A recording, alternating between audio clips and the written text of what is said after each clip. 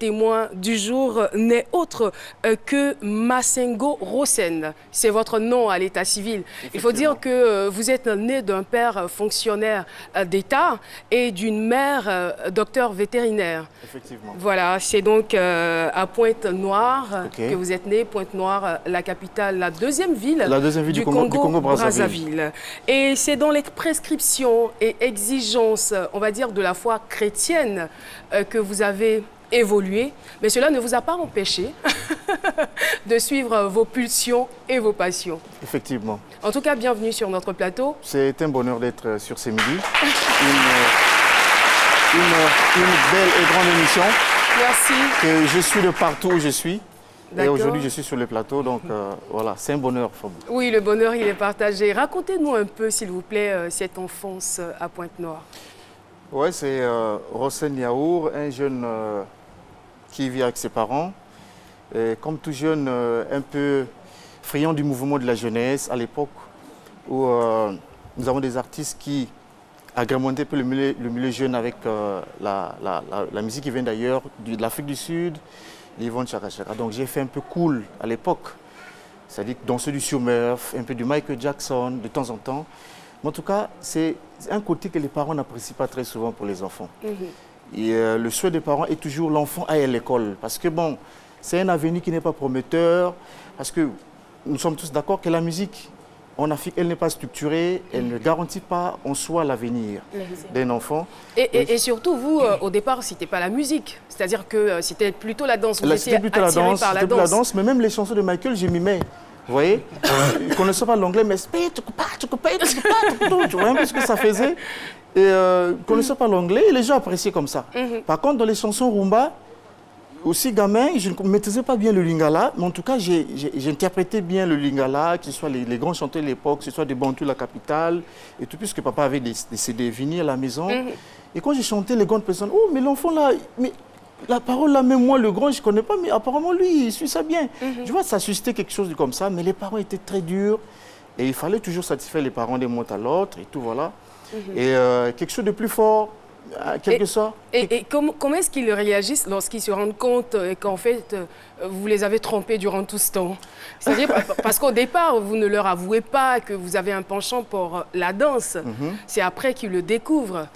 C'est vrai que vous allez à l'école, mais vous trichez de temps en temps. Trichez de temps en temps, et je profitais des occasions lorsqu'on partait à des fêtes publiques.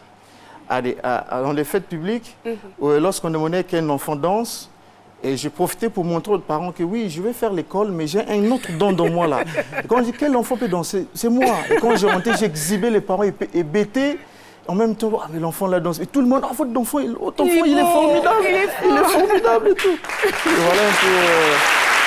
C'était pour moi une façon de marquer le point chaque fois. Et quand on revient à la maison, les parents reviennent dans leur position. Et il faut aller étudier. Si tu n'as pas étudié ta leçon et tout ça, c'est la chicotte. J'ai passé des journées comme ça, je vais vous dire, sans manger, parce que je fouillais les cours pour aller participer aux répétitions des danses, du Jackson, du Sumurf et tout. Et on a appris aux parents que l'enfant est en train de sécher les cours. En tout cas, j'ai passé des jours comme ça, affamé. En tout cas, très affamé. Alors, c'était quand même une galère. Et malgré cette passion, malgré, on va dire, vos tromperies, vous parvenez quand même à obtenir le bac? Oui, effectivement, je parviens à obtenir mon bac. C'est en 98, 97, 98. Et avec des événements de guerre qu'il avait eu au Congo-Brazza, bon, il a eu pratiquement une période d'année blanche. Et c'est là, finalement, que je profitais d'intégrer un orchestre de mon quartier, puisque bon, il n'y avait pas l'école. C'est ça. La nature ayant horreur du vide. Voilà, ayant horreur du vide, j'ai intégré un orchestre du quartier. Et voilà comment une carrière dans la rumba, le ndombolo commence. Et finalement, c'est parti. Extra déjà était un orchestre connu, adulé en Afrique. Et vient de temps en temps en concert à Pointe-Noire, découvre qu'il avait un talent. Dans la ville de Pointe-Noire. Et voilà comment je suis enrôlé dans Extra. Et puis voilà, c'est parti. Et vous évoluez au sein du groupe Extra Musica pendant on va dire 7 ans. Pendant 7 ans, oui. De 1999 à 2007. Oui. C'est bien cela. Est-ce que vous pouvez nous dire un peu comment les choses se sont passées et puis comment vous avez réussi, tant bien que mal, à vous imposer dans ce groupe? C'est vrai que ce n'est pas toujours facile parce que la rumba, la musique congolaise au Congo, c'est comme disait Dr Philo, c'est dans les rues, c'est partout, il y a tellement trop de chanteurs. Et lorsqu'on intègre un groupe comme ça, vous arrivez, il y a déjà 50 musiciens qui sont là, qui pour certains n'ont pas encore la chance de monter sur le podium et prendre le micro. Alors il faut avoir beaucoup de stratégie, il faut réfléchir et du talent aussi. Et voir ce que les autres donnent pour donner plus un peu de soi par rapport à ce qu'il y a. Et moi, je veux me démarquer un extra par mon timbre vocal. On m'appelle l'homme qui chante avec des virgules. Tout le monde chante. Et moi, je dis non, moi, je vais placer mon thème vocal dans un style qui n'existe pas dans ce groupe. Chanter avec des virgules, c'est quoi exactement? Ça donne quoi?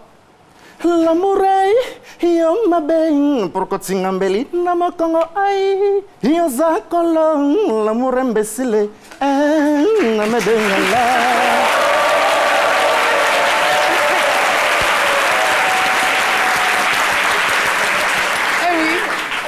Donc voilà un peu mon style. Et en fait, quand je chante comme ça, les gens disent waouh, mais le garçon là, et c'est souvent les fans qui donnent les titres. Waouh, mais Azoui Manama virgule, ils chantent avec des virgules. Ça veut dire quand ils chantent, ils coupent un peu, ils miment et tout ça.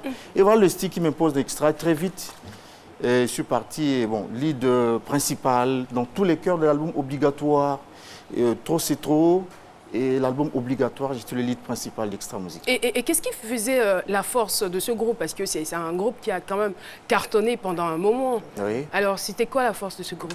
La force, c'est le travail. Déjà, quand je viens dans Extra Musica, c'est un groupe qui répète de 9h jusqu'à 22h. De 9h jusqu'à 22h, vous n'avez que l'eau à boire, rien à manger. Et quand tu es nouveau, c'est la galère. Hein. C'est la galère parce qu'on te dit, écoute, tu viens. Il faut travailler dur, il faut travailler dur. Et effectivement, d'un petit orchestre que je viens de Pont-Noir, je viens dans un grand groupe, finalement, je me rends compte que waouh, j'ai travaillé, mais là, c'est autre chose. Et ça m'a poussé encore à travailler davantage. Et effectivement, plus dans moi, tout ce qui s'est caché est sorti, est sorti, est sorti. Et en tout cas, la force d'Extra, c'est le travail. C'est le travail. Lorsque tu es performant d'Extra, tel que je l'ai été à l'époque, bon, voilà, tu as ta place de choix. C'est vrai qu'avec les anciens qui sont là, ils ne donnent pas toujours la chance aux nouveaux qui viennent. Et souvent ici, on profite lorsque parfois un ancien soit... On ne souhaite pas qu'il tombe malade, mais s'il y a un ancien qui est malade, alors moi, en ce moment-là, je profite de faire tout ce qu'il a fait. Et le public dit, waouh, mais il est formidable. En dehors de ce qu'il est, il interprète aussi ce qu'il a. J'espère que vous ne priez pas pour que les anciens tombent malades. Hein. On ne peut pas, c'est vrai. On ne peut pas prier. Mais que parfois, quand ça arrive, bon, on dit, waouh, merci Seigneur. Je vais saisir ma chance, là, je ne l'arrête pas. Il y a un vide qui est là, en tout cas, je vais taper fort. Quoi. Et voilà comment... Et en dehors de cela, je veux dire que tout n'a pas été rose. Il y a forcément eu débat dans ce groupe. Oui, la gestion humaine est toujours difficile et en Afrique. Et un peu comme disait, je prends l'exemple de Philo parce que tout à l'heure, il a essayé de corroborer un peu, il a dit, il est parti de tous les paramètres. Les orchestres africains, très souvent, nous travaillons par contrat de confiance, d'amitié. Ce qui fait que parfois, ça arrive que bon, l'ami veut prendre le dessus, il tente de léser les autres. On se dit, mais qu'est-ce qui se passe après? Nous sommes là pour le travail, chacun doit gagner la seule de son front, mais que parfois il y a quelque chose et tout le monde ne trouve pas gain de cause. Vous voyez, et ça devient difficile. Il y a des problèmes d'ego. Voilà. Pourtant, on oublie qu'on a une équipe. On est une équipe, et bon, voilà. Et c'est ce qui fait que parfois ça... Et ces choses-là, il y en a dans tous les orchestres, il y a dans tous les orchestres. Et c'est ce qui fait qu'au Congo, les orchestres sont devenus un peu comme l'ascenseur des artistes. C'est-à-dire que je suis là pour me faire un nom, et dès que je suis à un niveau 2, je me dis que bon, je peux me plonger, je quitte. Parce que c'est comme au bénéfice des leaders, un mot donné. Vous travaillez au bénéfice des leaders, c'est-à-dire que c'est eux qui sont là. Il y en a même qui disent, bah, écoute, vous êtes là juste pour chanter, hein, te faire un nom, et puis bon, si tu es prêt, tu pars. Vous voyez, c'est pourquoi vous remarquez qu'il y a trop de dislocations des orchestres congolais. Trop de dislocations, j'allais dire. Et comme eux aussi se disent que bon, les musiciens sont à foison, l'autre peut partir et aussitôt on va les remplacer. Ce qui fait que, ben, en tout cas, dans tous les cas, je suis resté. Et comme vous avez dit, il y a quand même eu des moments, comme ça, des hauts et des bas. Et voilà, le temps est arrivé, bon, je suis parti. Quoi. Et vous, la raison fondamentale pour laquelle vous êtes parti, c'est laquelle? Ben, comme je disais, hein, la gestion humaine est toujours difficile. À un moment donné, on se dit que bon, le chef qui est là, il ne gère pas bien les choses. Mais comment nous sommes là, à un moment donné, bon, on ne voit pas clair là. Qu'est-ce qui se passe? Ben, le chef, il est là, bon, lui, il se tape la poitrine, il se dit que bon, voilà, il dit, mais alors, mais attends, chef, mais aussi maté, c'est pas bon, faut. Mais je veux dire, dans tous les domaines, hein, on y rencontre ce genre de problèmes, problèmes de gestion des ressources humaines, mais cela ne nous fait pas forcément abandonner notre voie ou notre chemin. Vous comprenez? Effectivement. Vous avez forcément été peut-être victime d'une grosse frustration pour prendre enfin la décision de partir. Pas grosse frustration en soi, mais en tout cas, au Congo, c'est devenu monnaie courante. Et c'est comme si, lorsqu'on est dans un orchestre, il faut à un moment donné que tu te lances aussi toi-même. À un moment donné, il faut que tu te lances. C'est pourquoi certaines réalités, on l'accepte comme ça. Vous êtes dans un orchestre, vous acceptez certaines réalités parce que vous dites que, bon, ceux qui ont commencé avant, ils ont imposé un système, et c'est ce système qui donne quoi. Tu es dans un orchestre, bon, le but, c'est avoir un peu de la visibilité. Excusez-moi, mais est-ce qu'à arrivé un certain moment, vous n'avez pas commencé à prendre la grosse tête dans le genre, ben, je suis bon, je chante bien, je fais partie des meilleurs lead vocaux, justement, je chante avec la virgule, je suis adulé, et puis on me traite de la sorte, donc moi je décide de partir. Non, non du tout. Je peux vous dire que je suis l'un des artistes dans ce groupe, le moins haïssable, mais en tout cas, de 7 ans, je n'ai jamais eu une sanction, mais c'est un orchestre qui sanctionne beaucoup. Qui sanctionne beaucoup. Quand on dit les répétitions à 7 h, je suis là à 6 h 30 déjà. Vous voyez? Donc de tous les 7 ans, je n'ai pas écopé une sanction. Blâme, oui. En tout cas, sanction, je ne l'ai pas écopé moi. Et pendant tous les 7 ans, je suis resté comme ça et voilà donc. Mais avant que vous n'arriviez dans ce groupe, vous saviez que tôt ou tard, il allait avoir ce genre de frustration. Mais vous y êtes resté quand même pendant des années. Oui. Donc je veux dire que là, ça ne vous surprend pas. C'était déjà non, il faut souligner que je parle d'un petit orchestre pour un grand groupe. Et j'apprends dans l'état certains comportements. Waouh, ça se passe comme ça. Que, bon, tu as joué certainement, tu as joué un concert, mais tu n'es pas payé, par exemple. Extra la main, vous êtes nombreux. Cachez la main, vous divisez en combien même? Ah non, mais ce n'est pas tous les 50 000 qu'on va donner. Il y a une équipe type quand même. Vous voyez, une équipe type. Quand vous dites équipe type, c'est qui? Parce qu'on voit des danseurs... C'est les chanteurs qui sont devant la scène et puis les défenseurs. C'est-à-dire les danseurs, les musiciens, c'est le genre d'instrument. Mais est-ce celui qui, genre, quand le lead vocal est un peu fatigué, genre, il va prendre une gorgée d'eau, il prend le micro, en attendant que le gars ne revienne. Ça, c'est celui qui est derrière. Oui, lui, il n'était pas...